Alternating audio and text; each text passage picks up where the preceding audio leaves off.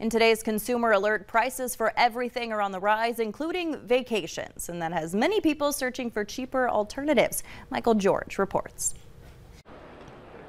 Lavina Perry is taking her first vacation since the pandemic started. She brought her grandchild from North Carolina to see the sights in New York City. Feels good to get out and walk and be around people. But what doesn't feel good is the price tag for the flights to the hotel rooms. How do you feel about the higher cost of traveling right now? That sucks, but if you want to get out, you got to do it. Americans are getting hit with vacation sticker shock.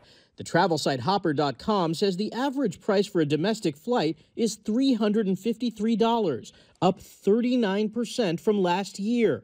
And hotel rates are $160 a night, 20% higher than a year ago. We found that about 6 in 10 Americans are planning summer vacations, but almost 70% of them are making some changes because of inflation. Ted Rossman is with Bankrate. A new survey shows the most common changes include traveling a shorter distance, engaging in cheaper activities, and booking less expensive accommodations, which is what Maria Janoka chose to do. We're not going to Florida because it was too expensive, so we're going to Texas because it was way cheaper. Other vacationers are saving money by going camping. Many will head to a national park, and 28% of those surveyed are only planning a staycation.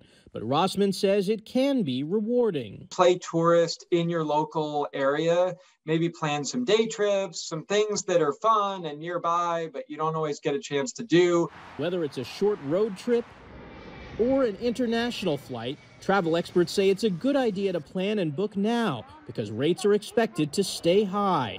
Michael George, CBS News, New York. The Bankrate survey also found only 33% of American workers who get paid vacation time plan to use it.